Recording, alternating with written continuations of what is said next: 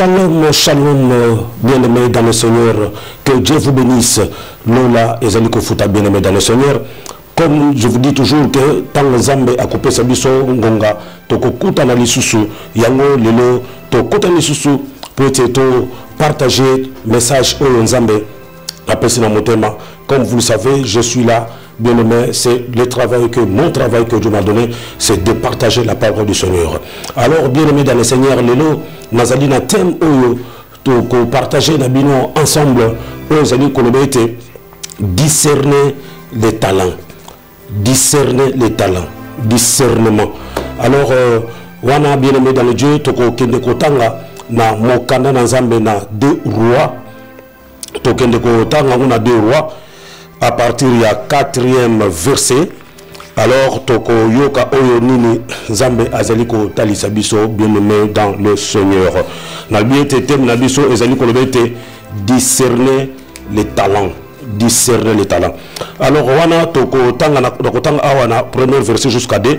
Alors le reste là beaucoup tanga même dans date na bino comme ça pour trop avancer na ko partager message au nom de notre Seigneur Jésus-Christ. Nazaliko Otanga jusqu'à dans 3e verset. Alors, Bukana Nzambe Ezali Kolobaboye. Une femme de la communauté des prophètes cria à Élisée: ton serviteur, mon mari est mort, et tu sais qu'il craignant l'Éternel, or les créanciers est venu pour prendre mes 2 enfants et à les faire des esclaves. De les faire des esclaves.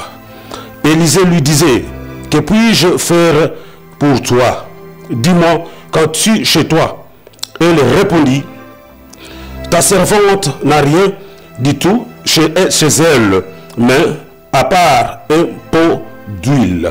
Bien aimé dans le Seigneur, nabanza verset oyo to tangi nabino ezali likam oyo bosibo yebi déjà bosibo yoka déjà yango ya mwana mwasi oyo azalaki na mobile na ye oyo azalaki serviteur de Dieu. Bien aimé landanga bien okoyoka nini Nzambe azolinga ko talisa biso oyo nini Nzambe azolinga ko lobela yo oyo nini Nzambe azolinga ko lobela po na talent oyo ozalaka nango po oyeba ndenge nini okoyiko utiliser talent oyo Nzambe apesa yo. Bien aimé dans le Seigneur. Alors bien aimé mukaba ezali ko talisa biso ete alors mwana mwasi oyo moko na ba oyo bana ba prophète akei kotala mosali na Nzambe. Élisée a yebise que mon mari est mort. Un créancier est venu pour prendre mes 2 enfants pour les faire des esclaves. Oh, bien-aimé dans le Seigneur, nasinate déjà na message oyo, na loba paye ta dette, na partie autre kotanga, mais aujourd'hui, na sali ko lebela pona kofuta jongote, awa na sali ko lebela likambo ya que talent, discerner les talents. Alors, tant que moi si oyo akeko tala musa dans Nzambe yebi c'est que mon bali nanga akofi serviteur oyo azalaki ndeko na yo ton collègue akofi me nazana nyongo mokolo nyongo ayepo azo nyongo oyo mobali na ngai atikaki na ndako alinya zo bana ngami dale akomisa bango ba esclave po na nyongo o mobali nanga azalaki na yango. Bien aimé dans le Seigneur, eloko ya kokamwa bien aimé on azali ko souligner d'abord point moko ezali ko lobete serviteur oyo azalaki na nyongo, mais Bible ezali kotali sete azalaki mosali na Nzambe pe abandaki kotambola na kobanga Nzambe. Oui, Bible lobi yango pe mosali na Nzambe oyo azali pe ko confirmer yango que non ya solo abanda kobanga Nzambe. Mais écoutez, ayeko kufa mais nyongo ezali na ndako na ye. Est-ce que Bible ezali kotali saboye que non ba oyo bazali kotambola na kobanga Nzambe bazangaka elokote. Et la Bible nous dit encore: là, il faudra te plante de pied, na copé sur possession de yango. Mais ici, bien aimé dans le Seigneur, nous allons comprendre que place est allée au contraire. Au contraire, parce que c'est un serviteur de Dieu qui marche dans la crainte de Dieu et qui sert Dieu temps plein tous les jours dans l'église. Mais il a un problème, mais qu'il n'arrive pas à dire à son serviteur, qu'il n'arrive pas à dire à son pasteur.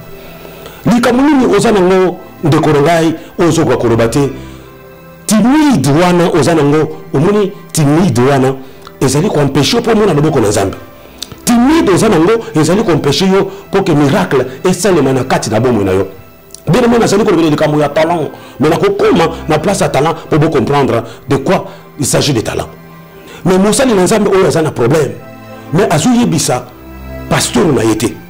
Au cause de nous pasteur dans l'église, au cause de évangéliste dans l'église, mais aux autres l'église na moi sur le nabana, mais et pas na yo aux ana les kambo yo tungi ça comme nous parce que Bible sur l'accent OK a confirmé à tika kinongo mais ba expliquer sur tika kinongo oyo ezala ki ya biloko kolia ou yongo oyo ezala ki ya kena ko défendre et pas mutuana ou bien azoki kinongo ya nini ezaka bilama mais non on a dit tout simplement que azaki na dette.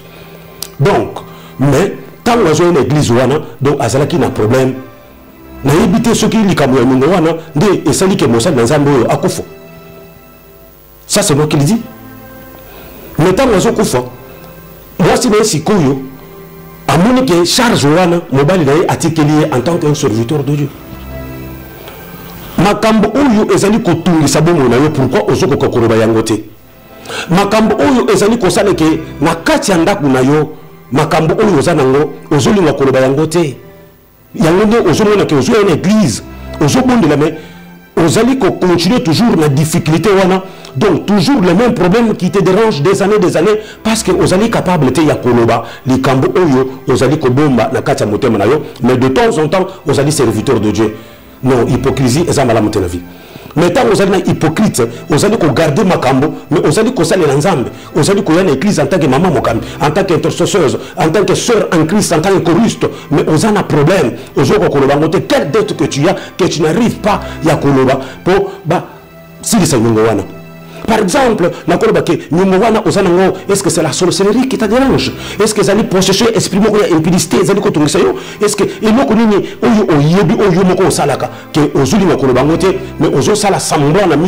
comme si tout va bien? Comme c'est serviteur. Très bien l'église, mais ok, azana dette. Dette nous problème nous mais bien aimé, c'est que j'aime maintenant. Comme on dit toujours que une femme sage bâtit sa maison. Tant à Zozo les Kambo ya ke nango ko yebisa mosali na Nzambe. Abi pasteur, voilà, j'ai un problème. Quel problème? Oh, nazana nyongo. Nga mutu nazo nyongo te mobali nanga serviteur. O ya bandaki ko travailler na wa église. Azaki na nyongo. Mais tant ko fu moko nyongo ayiko zo bana nanga akena bango batika ba esclave. Je ne sais pas combien de fois où esclave à cause il y a dette aux alakanango. Ce que moyen ont utilisé talent parce que tu es possédé quelque part à cause d'une dette morale ou une dette physique ou une dette et j'ai un monde de ténèbres na be umoko oyo salaka ya kozala hypocrisie ya kobo ya koloba les kambo zalakanango na kati mutema nayo pour qu'on te donne la solution. Est-ce que délivrance au besoin de nous tant aux autres qu'on demande que aux gens qui ne peuvent pas délivrer au besoin de pas mourir de nous tant aux autres qu'on demande que nous n'avons pas mourir ya qui nous mène tout ça gagne au besoin de pas mourir de nous tant qu'on demande que nous n'avons pas mourir na basa bat au besoin de pas mourir de nous tant qu'on demande que na bimaka na bana ya batu donc na dérange ka bana ya batu vu on a zana sukro ka batu nous n'avons pas na isaka moyibi quel jour que tu auras le temps pour que tala na yo. Voilà cette femme à qui qu'est-ce que tu as encore chez toi? Ozana Elokonini et pas une Nasa Eloni. Elokonini Ozanango. Bien aimé, c'est là où je suis en train de parler maintenant de talent. Là où on a dit que talent c'est que.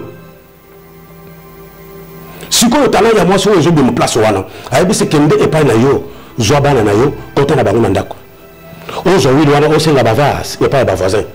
Bien mais tant on a besoin de conseiller la voisin et pas la voisin les ande ko yeba ndeni ya kozala bien na bat o baza ba na quartier ba voisin na yo ba collègue ba to yeba na ba na kata mboka ko yeba ya kozala bien na bato ko yeba nini ya ko soigner relation pour bato un jour tant que vous en a problème bato wana ba ko au secours na kata vina yo. Alors tant on moi si oyo akena ndako azui bana na ye asengi ba voisin à côté na ndako bien dans le Seigneur azui ba voisin wana a comme ce ko utiliser talent.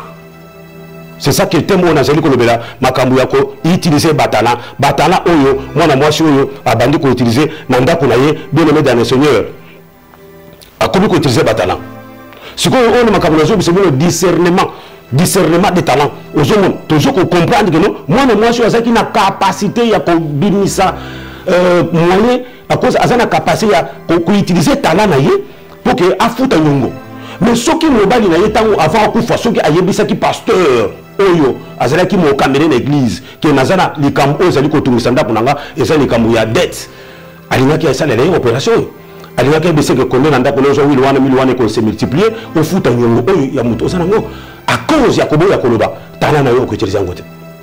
Alors bien aimé dans le Seigneur monique mwana mwasi tanga koti na ndako na bana na ye azu wili wana atie akomi ko utiliser talent akomi ko utiliser talent akomi ko utiliser talent abimi ce talent na ye bien aimé. Quand je parle de talent on dit que bien aimé dans le Seigneur ezama comme mususu ezate que ya to ba kota qui peut jeune hein asala ki kutu ba prière hein il n'y avait pas de problème de jeûne. C'était juste ya consolola moto likamu oni lozana ko ndako abino je que ma futa ndo nazana ko je que d'huile abi que ndozo wili wana izana ko pana yo kanganda ko après on sait ba vase pas ba vase o bana siko ko cha wili wana yo na bana na yo bien aimé ozana solution kaka ndako na yo ozana solution kaka yo moko zali responsable ya ko utiliser talent na yo on nzamba pesa yo on nzamba pesa ozana talent na ndelo zali wana bien aimé na zo pesa tango na zo ba ko utiliser talent c'est-à-dire au monde de l'eau, les joueurs, les gagnants, les villes, ils utilisent leur talent parce que les bêtes par exemple, quand les joueurs de Ronaldo, parce qu'ils utilisent leur talent dans Makolo, Makolo, ils utilisent leur talent, ils utilisent leur talent. À cause de la musique, tu dois l'utiliser. Tu dois faire en sorte que tala wana et ça là mais n'endenge que batutu bamona tala onzamba pesa yo. Bien mais nous devons utiliser nos talents. Talent ni onzamba pesa yo. Okoza na ngolo côté ya mais ozo sala nzabu mosalate. Oza na ngolo ya koyemba mais ulinga koyemba te. Ndimo zali wana oza na capacité ya kobimisa ba talent ozo sala que batu ba s'intéresser et pas inayo pe omoni libala wana evandi. Talent okoza na koza la motozo pesa conseil pour na mabala evandi. Ezali kambuya koyeba ndenge ni ya ko utiliser talent na yo onzamba pesa yo. Donc ceux qui ont un talent ya koyemba yemba zambe akozala na yo yemba na bosolo pe kozala fongwama oloba e kamuzana ngo oloba ngona kati na église pe na zali ko lenga kupuna ko clôturer tango pasteur bazali ko biso likambo zalo ko na docteur obomba ka makambo to yiki likambo ka na bible mais église yebaka ya ngote to yebaka papa na kufaki mais tango passer na bisi mwasi kende na ndako na yo kanga ndako yo na bana na yo e tikala ki secret ye na mwasi wana yo pe yeba ndeni ya ko garder ba vie ya bato soki muto ayi ko biso likambo ayeba na te etika la secret ya yo na ye. Bien aimé dans le Seigneur na komina suka tala onzamba pesa yo salaire yango yo zali intercesseurs kota na kati na musala ya Nzambe okomona pe loboko na Nzambe akopambula yo tango oko utiliser tala na yo. Que Dieu vous bénisse. To komona na lisusu mbala ya sima o tango Nzambe akopesa biso ngonga na chaîne na biso awana Lukubika TV esika to partager na bino message de temps en temps lola e zali kofuta Nzambe apambula bino tomona na bino mbala sima pe kimia ya Nzambe ezala na ndako na bino bino sobuchi kolanda message ya mukolo lelo.